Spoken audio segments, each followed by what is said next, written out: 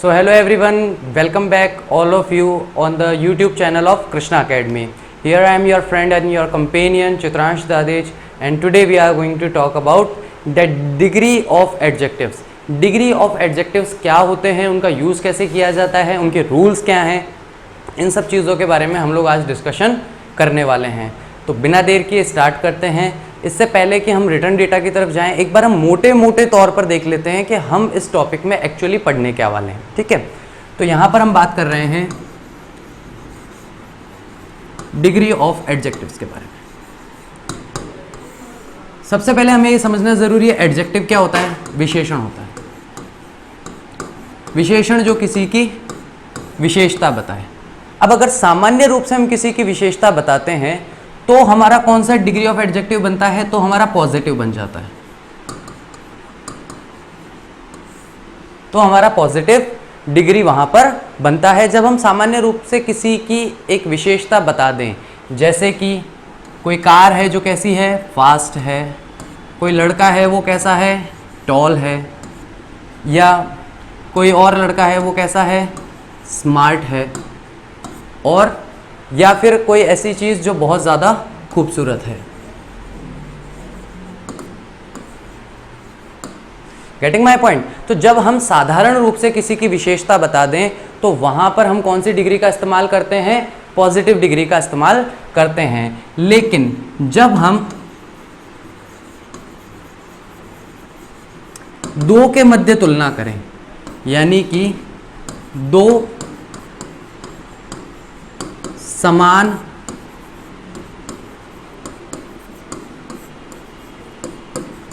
इकाइयों के मध्य तुलना करने पर, यानी कि जब दो की हम तुलना करते हैं तो वहां पर दो समान इकाइयों का क्या मतलब है? यानी कि उनकी जो तुलना की जा रही है उस तुलना का आधार समान होना चाहिए। उसकी जो यूनिट है, उसकी जो इकाई है, उसकी जो एडजेक्टिव है, उसकी जो विशेषता है, उस समान विशेषता पर ही उसकी तुलना की जा सकती है। कैसे की जा सकती है? एक व्यक्ति समझदार ज़्यादा है और एक व्यक्ति लंबा ज़्यादा है, तो या तो उन दोनों की तुलना समझदारी के आधार पर हो सकती है या उन दोनों की तुलना लंबाई के आधार पर हो सकती है।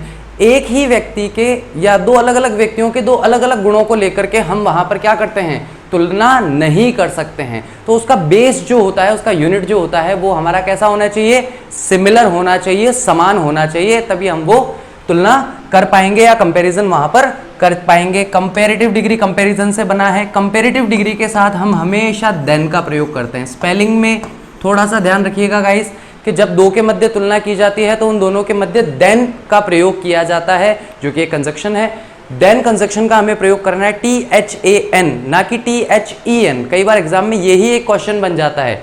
ठीक है, क्या कहते हैं? He is older than THAN और ओल्डर देन THEN। तो हमें वहां पर किसको चुनना है? THAN को, क्योंकि इसका मतलब क्या होता है? से के अर्थ में आता है।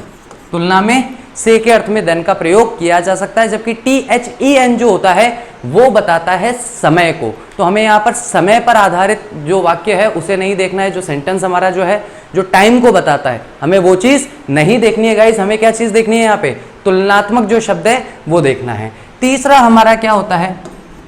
तीसरी हमारी यहाँ आ जाती है सुपरलेटिव। सुपरलेटिव डिग्री जो है वो किस तरह की डिग्री होती है कि जब समूह में से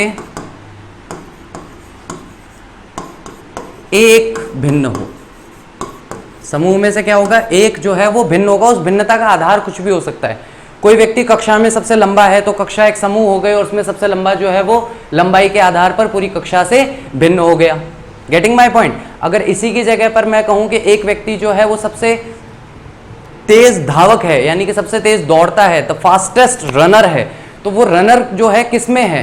पूरे के पूरे एक स्पोर्ट्स ग्रुप में है। तो स्पोर्ट्स ग्रुप जो है वो हमारा एक समूह हो गया और उसमें से एक जो है वो दौड़ने के आधार पर भिन्न है, तो वो हमारा क्या बना? फास्टेस्ट रनर वहां पर वो हमारा बन जाएगा। इनको बनाने का तरीका मैं पिछले वीडियो में भी डिस्कस कर चुका हूं। या तो ER लगा के बनाओ या फिर मोर लगा के बनाओ। और यहां पर क्या होगा?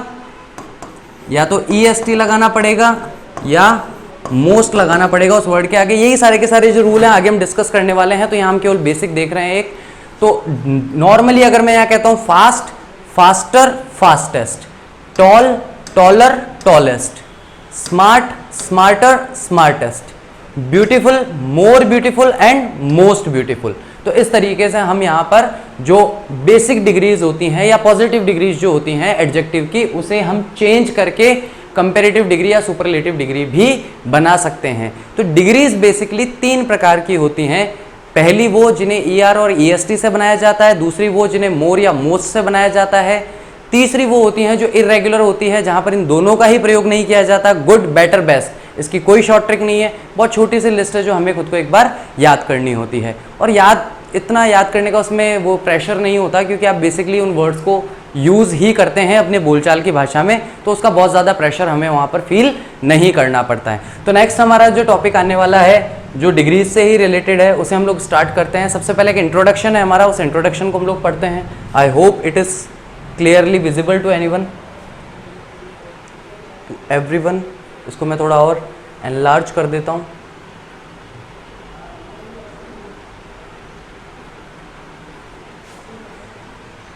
चलिए, तो बात करने वाले हैं one way of describing a person or thing is by saying that they have more of a particular quality than someone or something else.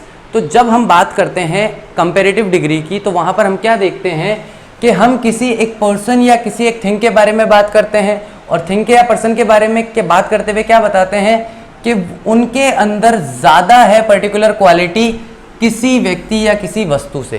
किसी व्यक्ति या वस्तु से ज़्यादा क्वालिटी होने का मतलब क्या है कि एक व्यक्ति लंबा तो है, लेकिन राम लंबा तो है, लेकिन श्याम जो है राम से भी लंबा है। तो यहाँ पर हम क्या देखते हैं, कंपैरेटिवली समवन या समथिंग से किसी से ज़्यादा बेटर जहाँ पर हमें को देखने को मिलता है। ये करने के लिए हमें कंपैरेटिव डिग्री का यूज़ करना पड़ता है। अभी थोड़ी देर पहले हमने बात की, जब दो के मध्य तुलना की जा रही है, समानता के आधार पे तुलना की जा रही है, एक को बेहतर बताया जा रहा है दूसरे से, तो ऐसी कंडीशन में हम क्या करेंगे, कंपैरेटिव डिग्री का प्रयोग करेंगे। और इसे बनाने के लिए ER एंड में या तो जोड़ा जाता है या फिर मोर का प्रयोग जो है वो उस वर्ड से पहले जोड़ा जाता है। आगे हमारे रूल्स आएंगे गाइस कि कहाँ तो हमें ER जोड़ना है और कहाँ हमें मोर जोड़ना होता है। ठीक है, तो उसके रूल्स हम आराम से क्लियरली पढ़ेंगे। अब एग्जाम्पल देखते हैं। She is more intelligent then her sister. देखिए मैंने देन का रूल बताया था, यहाँ पे देन हमें लगाना जरूरी है। मोर इंटेलिजेंट यानी कि वो अपनी बहन से ज्यादा इंटेलिजेंट है। 2 यूनिट है, पहली यूनिट है हमारी शी और दूसरी यूनिट है हमारी सिस्टर। अब इस वाक्य के अनुसार मुझे बताइए कि कौन ज्यादा इंटेलिजेंट है। तो शी जो है वो ज्यादा इंटेलिजेंट है और उसकी सिस्टर जो है वो कम इंटेलिजेंट है। तो शी हमारा यहाँ पे क्या बन गया, सब्जेक्ट बन गया कि वो मोर इंटेलिजेंट है, यानी वह लड़की ज्यादा बुद्धिमान है बजाय कि उसकी बहन के। नेक्स्ट आता है this is a bigger piece of cake. अब ये क्या कहते हैं हम लोग कि भाई ये जो आपके पास केक का पीस है ये सामान्यतः और जो केक के पीसेस हैं उनमें से एक बड़ा है। यानी कि जब मैं एक केक के 2 पीस करता हूं तो उसमें से एक बड़ा है और एक छोटा है। तो जो पीस मैं आपको दिखा रहा हूं सामने, क्योंकि मैं कह रहा हूं ना दिस इज, मैंने पहले भी कहा था दिस दैट दीज दोस्त केवल उन्हीं के सामने लगाया जा सकता है जिसको आप सामने दर्शा सकते हो, दिखा सकते हो। तो ये जो पीस है केक का, ये दूसरा जो केक का पीस है उससे ज़्यादा बड़ा है। यानी कि ये मेरे पास एक केक है, मैंने इसका पीस किया, गेटिंग माई पॉइंट। अब एक पीस तो है ये नंबर 1 और एक पीस ये है नंबर 2। तो मुझे बताइए इन दोनों में से कौन सा पीस बड़ा है। तो डेफिनेटली नंबर 2 जो है वो बड़ा है। और नंबर 2 के लिए मैं क्या कह रहा हूँ, this is a bigger piece of cake, यानी कि ये नंबर 1 से, जो कि अनटोल्ड है हमारे सेंटेंस के अंदर, जिसे नहीं दर्शाया गया है, उससे बड़ा पीस है। Getting my point. नेक्स्ट हम यहाँ पर क्या देखते हैं कि ये भी संभव है कि किसी को, किसी व्यक्ति या किसी वस्तु को ये कहा जा सके कि वो पर्टिकुलर क्वालिटी में, यानी कि किसी भी एक निश्चित गुणवत्ता, जो मैंने कहा था ना समानता, ठीक है, उसके आधार पर किसी दूसरे से जो कि उसी के तरह के हैं उससे भिन्न है या उससे सबसे बेहतर है। तो अब देखिए यहाँ पे क्या कह रहा है कि any other of their kind, इसको हमें समझने की जरूरत है। Any other of their kind का मतलब क्या है कि उसी के तरह के, यानी कि जब मैं बात करूंगा कि सबसे तेज कौन दौड़ता है विद्यार्थियों में से, तो जब मैं विद्यार्थी कहता हूं तो एक विद्यार्थी बाकी सारे विद्यार्थियों की तरह समान है। तो विद्यार्थी क्या हो गए, सब आपस में एक दूसरे के जैसे हो गए। तो जब स्टूडेंट्स सारे एक दूसरे के जैसे हो गए और उनमें से एक भिन्न है, तो विद्यार्थियों की बात हो रही है ना। स्टूडेंट्स की बात करते हुए मैं किसी टीचर की क्वालिटी तो नहीं बता सकता, क्योंकि टीचर और स्टूडेंट्स अपने आप में दो अलग अलग यूनिट्स हो गई। तो हमें क्या देखना है, एक ही प्रकार का ग्रुप होना चाहिए। इसलिए यहाँ पे क्या कहा गया, any one of their kind, यानी कि उन्हीं की तरह का कोई हो। We do this using superlative degree. इसके लिए हम सुपरलेटिव डिग्री एडजेक्टिव का यूज करते हैं, जिसको बनाया जाता है EST लगा करके, और या फिर उसके लास्ट में हम लोग यहाँ पर क्या जोड़ सकते हैं, मोस्ट का प्रयोग कर सकते हैं। यहाँ पर क्या कर सकते हैं, मोस्ट का प्रयोग कर सकते हैं। जैसा कि मैंने इससे पहले वाली फ्रेम में भी बताया था, दो तरीके हैं, ER लगाना है और मोर लगाना है, EST लगाना है और मोस्ट लगाना है। He is the most intelligent man I have ever met, यानी कि अब तक मैं जितने इंसानों से मिला हूं, तो सारे के सारे मैन हो गए, सारे के सारे इंसान उसके अंदर आ गए, लड़के या पुरुष सारे के सारे उसमें आ गए। तो जितने भी पुरुषों से मैं मिला हूं उनमें से तो सारे पुरुष एक दूसरे के एक समान हो गए, यानी कि काइंड ऑफ कवर हो रहा है, यहाँ पे देयर काइंड कवर हो रहा है। सारे पुरुषों में से ये सबसे ज्यादा बुद्धिमान है। तो इसका मतलब क्या है, सारे पुरुषों में से किसी एक को भिन्न बताया जा रहा है। किस आधार पर, उसकी बुद्धिमत्ता के आधार पर। This is the biggest piece of cake. अब अगर मान लीजिए ये जो मैंने केक के पीस किए थे, अब इसमें मैं थोड़े से पीसेस और कर रहा हूं। अब ये 2 नंबर जो थे, इसके मैंने टोटल 8 पीस कर लिए, 8-10 पीस कर लिए, ठीक है। अब मुझे बताइए कि ये सारे के सारे जो पीसेस हैं उनमें से सबसे बड़ा पीस कौन सा है, नंबर 1 जो है वो सबसे बड़ा पीस कहलाएगा। तो वो क्या हो गया, this is the biggest piece of cake, यानी कि केक के जितने भी पीसेस हैं, 1 2 3 4 5 6 7 8 9 और एक छोटा सा 10, उनमें से ये नंबर 11 वाला जो है, नंबर 1 जो हमने देखा था, ये सबसे बड़ा टुकड़ा है केक का।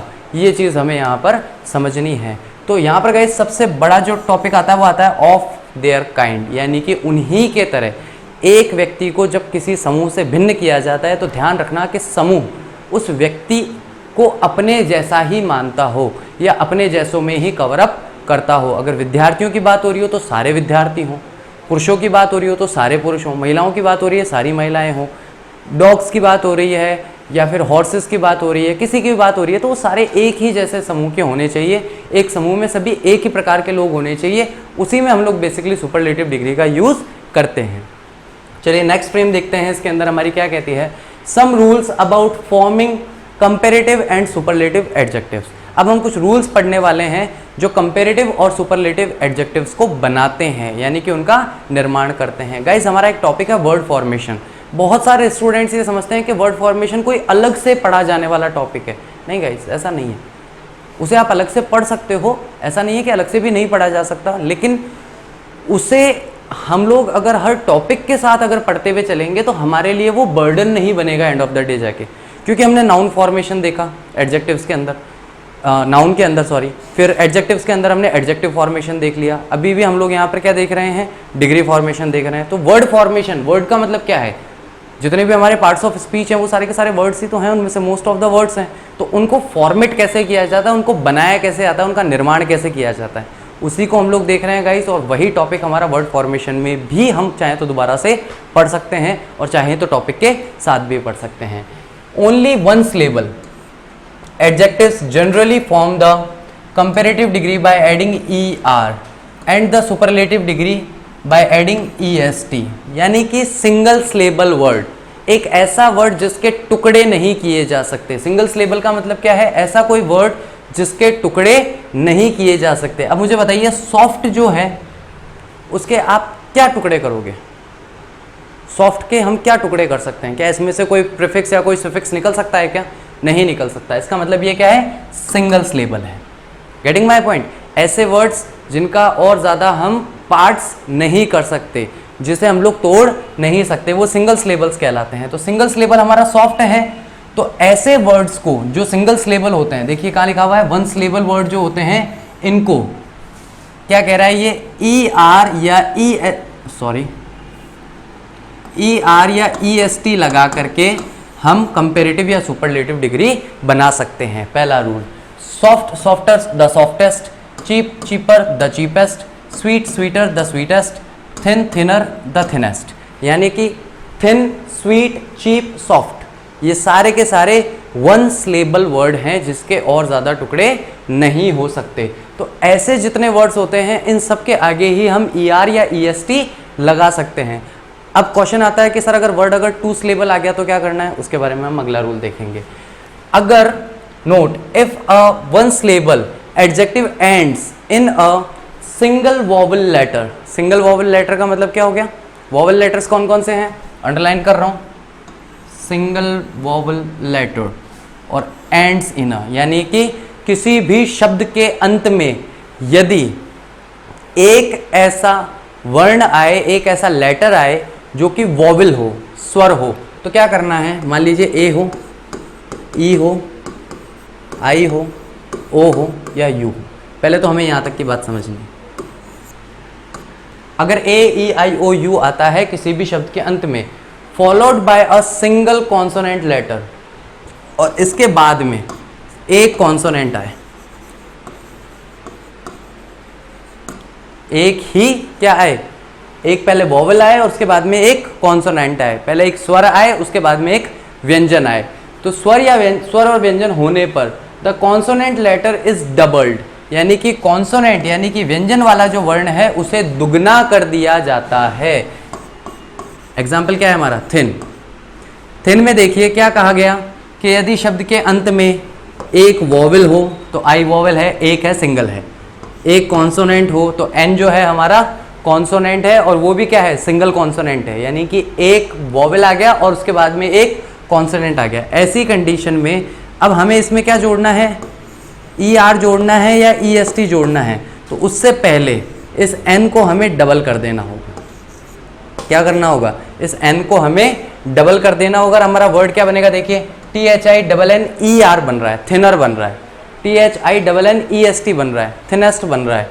बिग में भी देखिए आई आया, G आया, उससे पहले आई आ गया, तो यहाँ पर भी हमें यही चीज़ फॉलो करनी होती है। ये ER और EST को जोड़ने के रूल्स हैं गाइस, कि आपको अगर किसी भी सिंगल सिलेबल वर्ड के लास्ट में अगर ER या EST जोड़ना है तो हमें क्या देखना है कि स्वर आया प्लस व्यंजन आया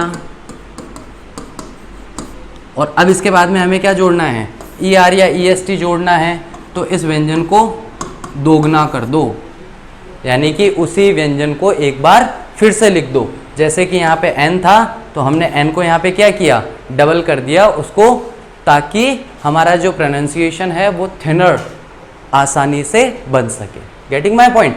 नेक्स्ट हमारा रूल यहाँ पे क्या कहता है, अगला हमारा क्या बनता है, ये फर्स्ट नोट हम पढ़ चुके हैं, सेकंड नोट हम देखते हैं।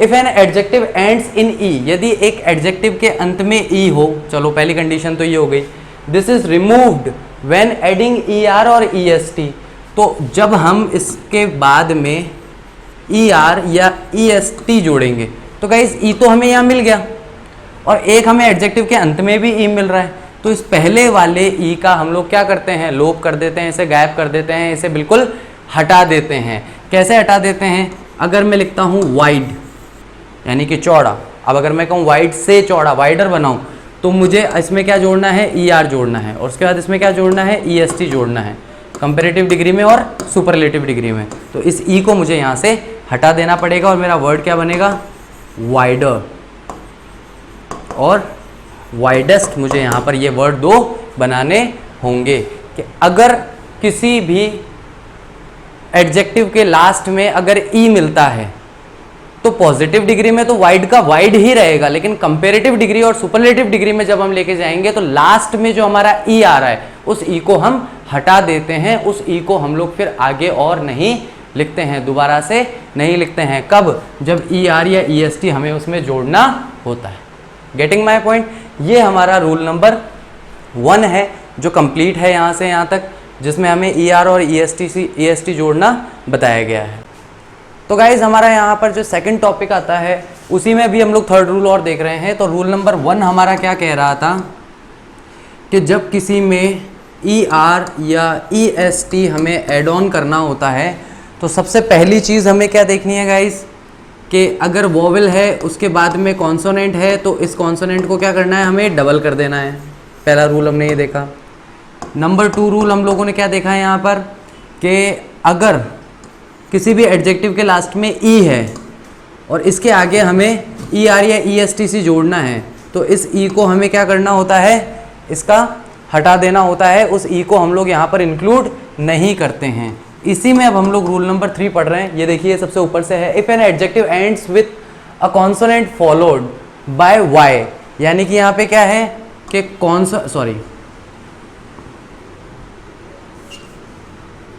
नंबर 3 हमारा क्या कहता है कि कॉन्सोनेंट आए और कॉन्सोनेंट के बाद में अगर वाई आ जाए, कॉन्सोनेंट आए और कॉन्सोनेंट के बाद में वाई आ जाए तो इस वाई को हटाकर हम आई में कन्वर्ट कर देते हैं या इस वाई को हटाकर आई लगा देते हैं, ठीक है। और ये जो आई है इसके बाद में हमें यहाँ पर ई आर या ई एस टी जोड़ देना है। जैसे कि यहाँ पे एग्जांपल है ड्राई, ड्राई का बनेगा ड्रायर। ये देखिए वाई जो है उसको हटा करके हमने क्या कर दिया, आई कर दिया। क्यों? क्योंकि वाई से पहले यहाँ पर कॉन्सोनेंट है, तो ड्रायर कर दिया और इसके बाद में ड्राइस्ट कर दिया, ठीक है गाइस। तो ड्राई, ड्रायर, ड्राइस्ट यहाँ पर हमारा बन जाएगा। तो ये हमारा बेसिक रूल था, फर्स्ट रूल था, जिसके अंदर हमें 3 टॉपिक्स हमने यहाँ पर देख लिए। एक तो वॉवेल प्लस कॉन्सोनेंट लास्ट में ई होने पर और कॉन्सोनेंट के बाद में वाई होने पर किस तरीके से उसे चेंज किया जाता है। अब हम देख रहे हैं रूल नंबर 2। तो मोर और मोस्ट जो है उनका इस्तेमाल किया जाता है वन सिलेबल एडजेक्टिव्स के साथ as an alternative to E R और ई एस टी, यानी कि ई आर और ई एस टी के अल्टरनेटिव के तौर पर, उसके विकल्प के तौर पर हम यहाँ पर मोर और मोस्ट का इस्तेमाल करते हैं when we particularly want to emphasize the comparison, यानी कि जब मूल रूप से हम किसी तुलना पर जोर दे रहे होते हैं, यानी कि तुलना के महत्व को जब हम बढ़ा रहे होते हैं, जब व्यक्ति या व्यक्ति के गुणों से ज़्यादा महत्व तुलना का होता है तो वहाँ पर हम मोर या मोस्ट का प्रयोग करते हैं। और if the adjective occurs with another adjective which has more than one syllable, या फिर ऐसा कोई एडजेक्टिव आ जाता है जिसमें एक से ज़्यादा सिलेबल दिखाई देते हैं। तो यहाँ पर हम लोग देखिए क्या देख रहे हैं, एक मिनट में इसे क्लियर कर देता हूँ। एग्जाम्पल्स में ये क्या बता रहा है, the icing was supported to be pink and white, यानी कि जो बर्फ गिर रही है, जो आइसिंग हो रही है वो कैसी होनी चाहिए थी, पिंक एंड वाइट होनी चाहिए थी। लेकिन पिंक और वाइट होने के बजाय वो दिखने में ज़्यादा कैसी है, बट इट लुक्ड मोर। अब देखिए, अब यहाँ पर पिंक एंड वाइट था तो यहाँ पर मोर रेड देन पिंक, यानी कि यहां पर रेडर नहीं बोला गया पिंक के कंपैरेटिवली, ठीक है। रेडर ना बोल करके यहां पे इसने क्या बोल दिया कि वो ज्यादा रेड है पिंक होने की बजाय, ठीक है। तो ज्यादा रेड के लिए मैं यहाँ पे रेडर का भी यूज कर सकता था, लेकिन मैंने रेडर वर्ड का यूज ना करके किसका यूज कर लिया, रेड के आगे मैंने मोर यहां पर ऐड कर लिया। That sofa might look nice but this one is more soft and comfortable. अब आपके सामने 2 सोफे रखे हुए हैं, एक को देख करके आप कह रहे हैं कि भाई वो तो अच्छा है, लेकिन ये वाला जो है ये उसके तुलना में ज़्यादा सॉफ्ट है और ज़्यादा कंफर्टेबल है। तो यहाँ पे देखिए कि 2 सिलेबल आ गए, सॉफ्ट भी है और कंफर्टेबल भी है। सॉफ्ट के लिए हमने क्या देखा था फर्स्ट फ्रेम के अंदर कि हम सॉफ्ट से सॉफ्टर और सॉफ्टेस्ट बना रहे थे, लेकिन जब किसी एक की ही तुलना की जाए दूसरे से तो वहां पर हम ई आर या ई एस टी के विकल्प के तौर पर मोर और मोस्ट का प्रयोग कर लेते हैं। किसका प्रयोग कर लेते हैं, मोर और मोस्ट का प्रयोग कर लेते हैं। नंबर 1 विकल्प के तौर पर करते हैं। नंबर 2 कहां पर करना आवश्यक हो जाता है या जरूरी हो जाता है, जब किसी एक ही पर्सन या थिंग की 2 क्वालिटीज को कंपेयर किया जाए।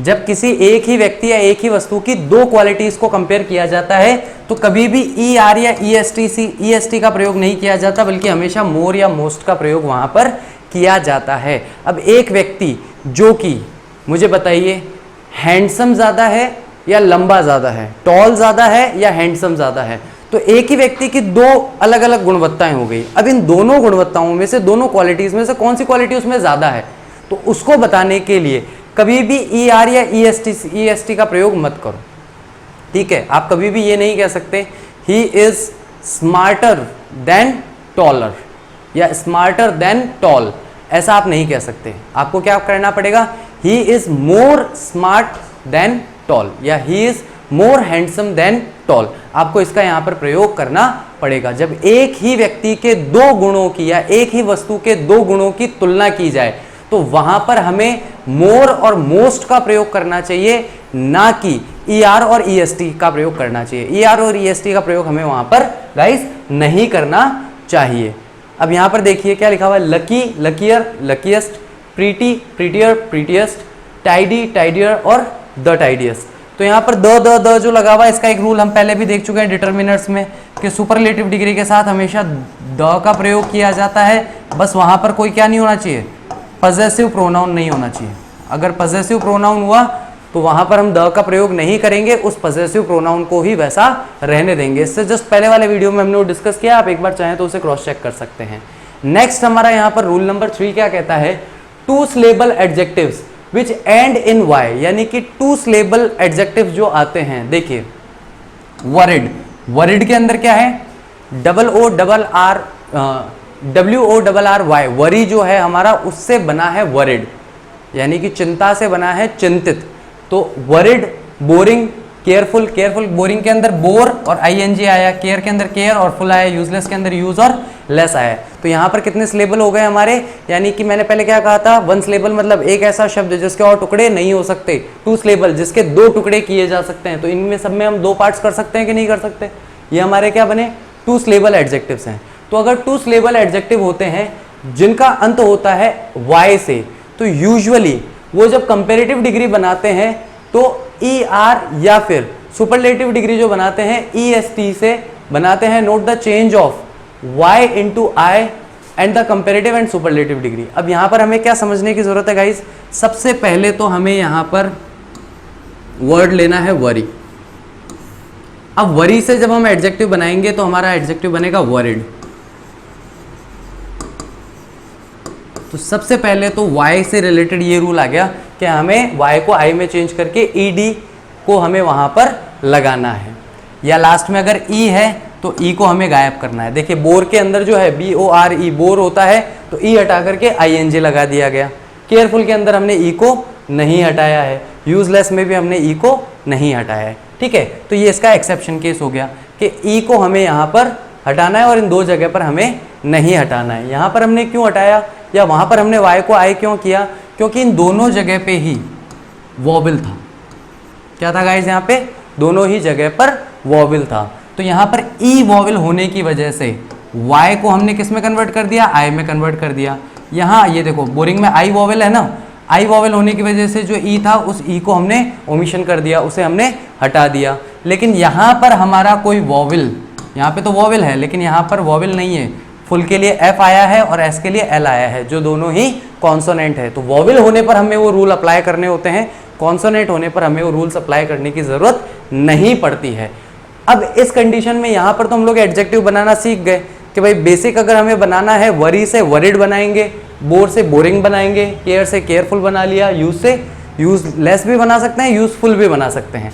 अब क्योंकि यहाँ पर दो सिलेबल हैं तो डबल सिलेबल होने पर कंपेरेटिव डिग्री बनाने के लिए हमें किसका इस्तेमाल करना है, मोर का इस्तेमाल करना है, और सुपरलेटिव डिग्री बनाने के लिए हमें मोस्ट का इस्तेमाल यहाँ करना चाहिए। तो worried, more worried, most worried, boring, more boring, most boring, careful, more careful, the most careful, useless, more useless, the most useless, यहाँ पे हम इसका प्रयोग करते हैं। ये है हमारा rule number 3 guys. Rule number 4 क्या कहता है, two syllable adjectives ending in ED और ING, वापस वही फुल या लेस अगर आता है तो इनको कंपेरेटिव बनाया जाता है हमेशा मोर के साथ और सुपरलेटिव बनाया जाता है हमेशा मोस्ट के साथ। तो यहाँ पर ये जो रूल है ये तो हमें पॉजिटिव डिग्री बनाना सिखा रहा है, और यहाँ पर ये जो रूल है हमारा ये हमें क्या बनाना सिखा रहा है कि सुपरलेटिव डिग्री कैसे बनानी है और कंपेरेटिव डिग्री कैसे बनानी है। तो सुपरलेटिव के लिए हमेशा मोस्ट का यूज करना है और कंपेरेटिव के लिए हमेशा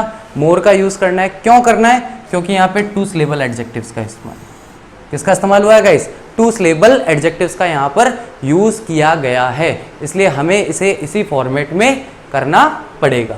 नेक्स्ट हमारा रूल क्या कहता है गाइस? इसमें देखिए नैरो, नैरोअर, मोर नैरो या नैरोएस्ट या द मोस्ट नैरो बनता है यहाँ, ठीक है, क्योंकि नैरो वर्ड जो है वो सिंगल सिलेबल माना जाता है, लेकिन जैसे ही ई आर इसमें जुड़ता है तो ये डबल सिलेबल हो जाता है। तो ये ऐसे वर्ड्स हैं जो दोनों तरीके से बन सकते हैं। नैरो का नैरोअर भी बना सकता है, बनाया जा सकता है, और मोर नैरो भी बनाया जा सकता है।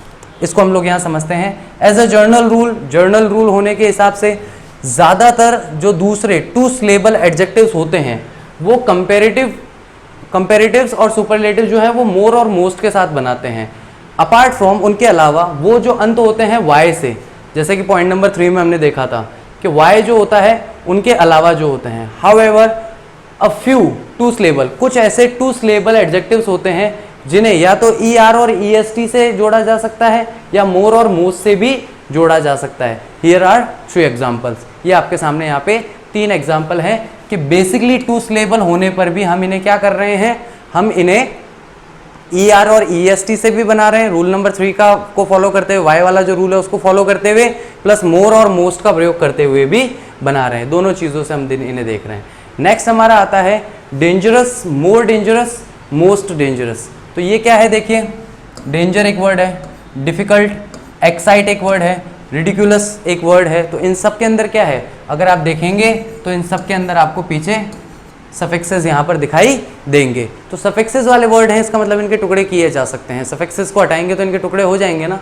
तो इन सारे के सारे वर्ड्स को, क्योंकि डिफिकल्ट के अंदर डिफरेंट वर्ड भी एक बन जाता है, अलग अलग और वर्ड्स बनाए जा सकते हैं इसके अंदर, तो इसलिए इसे भी हम लोग इसी कैटेगरी के अंदर रखते हैं। तो इन्हें कभी भी, यानी किस तरह के जो वर्ड हैं, इन्हें कभी भी ई आर या ई एस टी से नहीं बनाया जाता है। इन्हें हमेशा किससे बनाया जाता है? मोर और मोस्ट से ही बनाया जाएगा। एडजेक्टिव्स विच हैव 3 और मोर सिलेबल्स, यानी 3 या 3 से ज़्यादा सिलेबल होने पर उनमें कंपेरेटिव और सुपरलेटिव डिग्री में हमेशा मोर और मोस्ट का ही प्रयोग होगा। यानी कि सिंगल सिलेबल, 1 सिलेबल जो वर्ड्स होते हैं, एडजेक्टिव्स होते हैं, केवल उन्हीं को ई आर या ई एस टी मोस्टली लगाया जाता है। उसके अलावा डबल या डबल से ज़्यादा सिलेबस होने पर, अब ये देखिए वाई भी आ गया, अन भी आ गया, अन भी आ गया, एल वाई भी आ गया, यानी कि इसके अंदर तो 3 सिलेबल हो गए। अन अलग हो गया, हैप्पी अलग हो गया और वाई अलग हो गया, अन अलग हो गया, फ्रेंड अलग हो गया और ली अलग हो गया, एल वाई जो है वो अलग हो गया।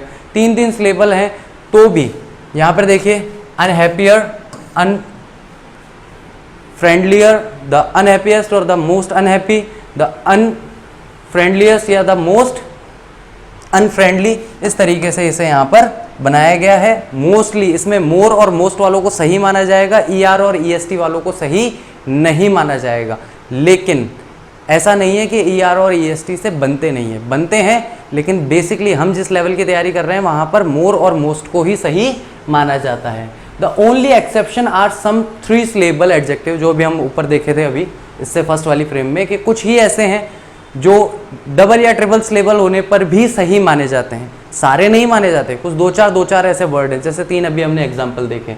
3 सिलेबल एडजेक्टिव हैं जिनके आगे एडिंग द प्रीफिक्स, उनके आगे अन और दूसरा एडजेक्टिव होने पर स्पेशली वो वर्ड्स जो जिनके लास्ट में वाई होता है उन्हें इससे बनाया जाता है। ये एडजेक्टिव जो हैं इन्हें कंपेरेटिव और सुपरलेटिव बनाया जा सकता है। कैसे?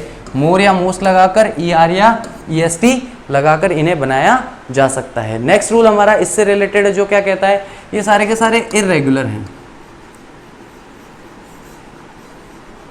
ये इर्रेगुलर एडजेक्टिव्स हैं। इर्रेगुलर एडजेक्टिव्स क्या होते हैं कि E R, E S T, more, most कुछ नहीं लगना। 3 वर्ड हैं, तीनों वर्ड अपने आप में अलग अलग हैं, गुड, बेटर, बेस्ट, तीनों का आपस में कोई लेना देना नहीं। बैड, वर्स और वर्स्ट, लेना देना नहीं इन द सेंस ऑफ बोलने के हिसाब से, ठीक है, कि भाई सिमिलर कुछ रहेगा, ऐसा नहीं रहेगा। जैसे कि tall, taller, tallest, beautiful, more beautiful, most beautiful, तो ब्यूटीफुल और टॉल जो वर्ड है वो तो कॉमन आ रहा है, लेकिन यहाँ पर ऐसा नहीं है। गुड का बेटर बन रहा है, बेटर का बेस्ट बन रहा है। आपस में इनके कोई लिंक ऐसा प्रोनाउंसिएशन में आप बोलते समय कोई लिंक आपको दिखाई नहीं देगा। बैड, वर्स और द वर्स्ट, फार, फर्दर और फर्देस्ट, या फिर फार, फर्दर, फर्देस्ट यहाँ पर बनता है, ठीक है। ये फार्दर भी है और फर्दर भी है, ये दोनों इसके अंदर बनते हैं दूरी के परिप्रेक्ष्य में। फार और फार्दर और फार्देस्ट तो हम लोग डिस्कस कर चुके हैं जो डिटर्मिनर्स वाला वीडियो उसमें एक बार देखिए, इन दोनों वर्ड्स का जो एक्सप्लेनेशन है पूरा वहाँ पे दिया हुआ है कि किस तरीके से ये दोनों वर्ड एक दूसरे से अलग हैं, उसे वहाँ आप अच्छी तरीके से देख पाएंगे। तो following adjective have irregular, comparative and superlative forms. जैसा कि मैंने बता दिया, बिल्कुल कॉमन नहीं है एक दूसरे से और अलग अलग बनते हैं, इर्रेगुलर, कंपेरेटिव या सुपरलेटिव फॉर्म्स बनते हैं यहाँ पे। अब यहाँ पे नेक्स्ट देखिए, the adjectives ill and well describing bad and good health have irregular comparative forms. इनकी इर्रेगुलर कंपेरेटिव फॉर्म होती है, इल का मतलब होता है worse and the comparative of well is better, यानी कि इल होना यानी बेकार होना, खराब होने के लिए हमने वर्स का प्रयोग किया और अच्छा होने के लिए हमने बेटर का प्रयोग किया। इसी को जब हम और ज़्यादा आगे देखते हैं तो यहाँ पे बेस्ट और वर्स्ट हमें देखने को मिलता है। गाइस ध्यान रखना, ये मैं एक मार्क कर रहा हूँ, ये इंपॉर्टेंट है, क्योंकि जब हम बोलते हैं गुड बेटर बेस्ट तो यहाँ पर तीनों को बोलने में एक हमें अंतर पता चल गया, हाँ गुड बेटर बेस्ट, लेकिन प्रोनाउंसिएशन में बहुत ज़्यादा क्लोज होने के कारण बैड, वर्स और वर्स्ट में बहुत सारे स्टूडेंट्स कंफ्यूज हो जाते हैं। जब ऑप्शन दिया जाता है द वर्स, तो वर्स और वर्स्ट का प्रोनाउंसिएशन थोड़ा सिमिलर होने की वजह से कई बार स्टूडेंट वर्ड्स को गलत कर देता है और वर्ड्स को सही कर देता है। लेकिन हमें यहाँ पे क्लियर तौर पे पता होना चाहिए कि WORSE वर्स जो है वो कंपेरेटिव डिग्री है, WORST जो है हमारा वर्स्ट वो हमारी सुपरलेटिव डिग्री है। फार, फार्दर, फर्दर्स्ट ये हमारा यहाँ पे बनता है। नेक्स्ट हमारा रूल यहाँ पे क्या कहता है, the usual comparatives and superlative forms of adjective old, old का ओल्डर और ओल्डेस्ट बनता है, वैसे ही एल्डर का एल्डर और एल्डेस्ट बनता है, ठीक है, ओल्ड का ओल्डर ओल्डेस्ट बनता है। और यहाँ पर हमें जो ब्लड रिलेशन होते हैं उनके लिए हमें एल्डर और एल्डेस्ट का प्रयोग करना होता है। थिंग्स हो या आपकी कम्युनिटी के या फ्रेंड के जो फ्रेंड जोन जो आपके लोग होते हैं उनके लिए अगर आप यूज़ कर रहे हैं तो ओल्डर और ओल्डेस्ट का आपको वहाँ पे यूज़ करना चाहिए। क्या लिखा हुआ है देखिए एग्जाम्पल में, इट्स द ओल्डेस्ट या eldest castle in Britain. Castle का मतलब होता है किला, तो ये ब्रिटेन के अंदर सबसे पुराना किला है। तो गाइस ब्लड रिलेशन नहीं है आपका और उस किले का, तो एल्डेस्ट यहाँ पे गलत होगा, ओल्डेस्ट ही यहाँ पर सही माना जाएगा। We are all getting older या एल्डर, हम सब बड़े नहीं हो रहे हैं, हम सब बूढ़े हो रहे हैं, ठीक है। तो वी आर गेटिंग ओल्डर, क्योंकि यहाँ पे एज की बात की जा रही है और age is not a human being जिसके साथ आपका ब्लड रिलेशन हो। आपकी उम्र बढ़ रही है, इसका मतलब आप बूढ़े हो रहे हैं, राइट। आप बड़े तो हो ही रहे हैं लेकिन साथ में बूढ़े हो रहे हैं, right. My brother is older than me, नहीं, आपका और आपके भाई का जो है वो ब्लड रिलेशन है, तो इसलिए आपका भाई जो है वो आपसे बड़ा है। हम पहले भी इस एग्जाम्पल को देख चुके हैं डिटर्मिनर्स वाले पार्ट में। कंपेरेटिव और सुपरलेटिव जो होते हैं कंपाउंड एडजेक्टिव्स के, वो जनरली बनते हैं मोर या मोस्ट का प्रयोग करते हुए, उसमें मोर या मोस्ट का प्रयोग वहाँ पर ज़्यादा किया जाता है। Going skiing was the most nerve wrecking experience I have ever had या I have had। तो स्की करने जाना, स्की आप जानते होंगे शायद, जो बर्फीली जगह होती है वहाँ पर पैरों के अंदर वो एक लंबी सी पट्टियाँ पहन के और जाना होता है, उसको स्की करना कहते हैं, ठीक है। तो going ski was the most nerve racking, यानी कि सबसे ज़्यादा थका देने वाला, दुखी कर देने वाला एक्सपीरियंस है जो मैंने आज तक ग्रहण किया है या जो मैंने आज तक लिया है, ठीक है। तो देखिए इसका मतलब क्या है कि कंपेरेटिव और सुपरलेटिव डिग्री जो होती हैं कंपाउंड एडजेक्टिव्स होते हैं, जनरली वो मोर और मोस्ट से बनते हैं। तो यानी कि जब मैं किसी चीज़ के लिए बिना कोई दूसरे एक्सपीरियंसेस बता करके या उसका पूरा ग्रुप बताए बिना अगर मैं सीधे तौर पर अगर यूज़ कर रहा हूँ किसी भी डिग्री का, तो मुझे वहाँ पर मोर और मोस्ट का प्रयोग करना चाहिए, ER या EST से बनने वाले वर्ड्स का प्रयोग नहीं करना चाहिए। अब यहाँ पे देखिए आई हैव हैड जो है वो बता नहीं रहा है कि एक्चुअली आपने और किस तरह के एक्सपीरियंस लिए हैं। ये एक जर्नल, अगर मैं ये नहीं भी बताऊं, केवल यहाँ पे फुल स्टॉप भी लगा दूं एक्सपीरियंस के बाद, तो मुझे यहाँ पर ग्रुप ना बताने की वजह से मोस्ट का प्रयोग करना पड़ रहा है। अब यहाँ पे देखिए अगला रूल हमारा क्या आता है, गुड लुकिंग, बेटर लुकिंग और द बेस्ट लुकिंग, ठीक है। तो कोई चीज़ कैसी दिखने में कैसी है उसके लिए यहाँ पर बोला जा रहा है। तो गाइस एक मिनट, इस वीडियो को हम लोग यहीं तक रोकेंगे, रूल नंबर 7 तक ही। इसके आगे के जो हमारे रूल्स हैं वो हम अपने सेकंड पार्ट के अंदर डिस्कस करेंगे। यहाँ तक अगर किसी को कोई प्रॉब्लम हो, कोई चीज़ समझ में नहीं आ रही हो, तो आप एक बार मुझे कमेंट करके पूछ सकते हैं। और आगे जो वीडियो है उसके अंदर हम लोग इसके बचे हुए रूल्स जो हैं उन्हें भी कंप्लीट करेंगे और साथ ही साथ हम इसके क्वेश्चन आंसर्स भी देखने की कोशिश करेंगे। बस थोड़ा सा हम वीडियो की लेंथ का ध्यान रखेंगे कि इतना ही लेंदी हो वीडियो जो एक बार में आसानी से देखा जा सके। बहुत ज़्यादा लेंदी वीडियो को हम लोग नहीं कर रहे हैं, एक प्रॉपर रेंज जो है हमारी टाइम की उसी में उसे रखने की कोशिश कर रहे हैं। इसीलिए गाइस थोड़े से एडजेक्टिव्स के पार्ट ज़्यादा हो रहे हैं। रीट वाले स्टूडेंट्स जो हैं या अदर जो एग्जामिनेशन के स्टूडेंट्स हैं, मैं उनसे फिर से एक बार एक चीज़ रिक्वेस्ट करना चाहूँगा कि एक बार 2 मिनट के लिए आप मुझे बोर्ड पे देखिए,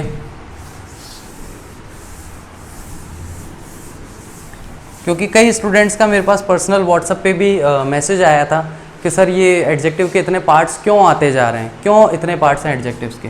तो गाइस सबसे पहले देखिए, एडजेक्टिव्स के अंदर हमें नंबर 1 एडजेक्टिव को खुद को पढ़ना होता है, जिसके अंदर आ जाते हैं types of adjective. Getting my point. Adjectives में सबसे पहला टॉपिक एडजेक्टिव या उसके टाइप्स आ जाता है। नंबर 2 एडजेक्टिव के अंदर डिटरमिनर आ जाता है,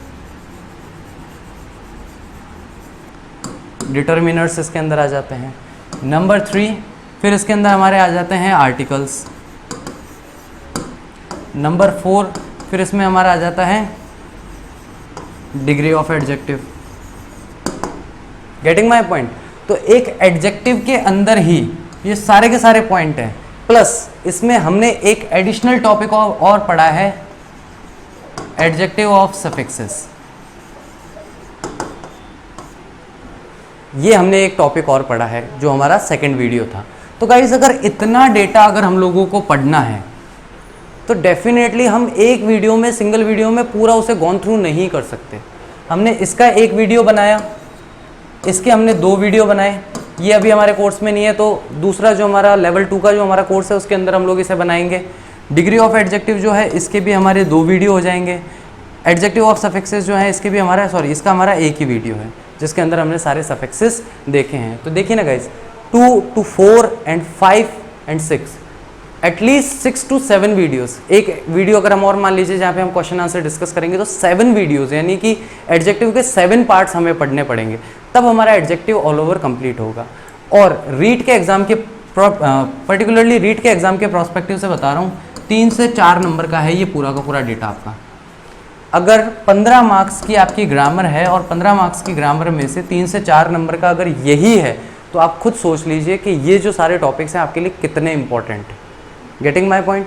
तो प्लीज़ हमारे साथ बने रहिए, कंटिन्यू रखिए अपनी लर्निंग्स को, और अगर कोई प्रॉब्लम हो, आप अपनी तरफ से कोई सुझाव देना चाहते हैं, कोई भी आप सजेशन देना चाहते हैं, तो मोस्ट वेलकम।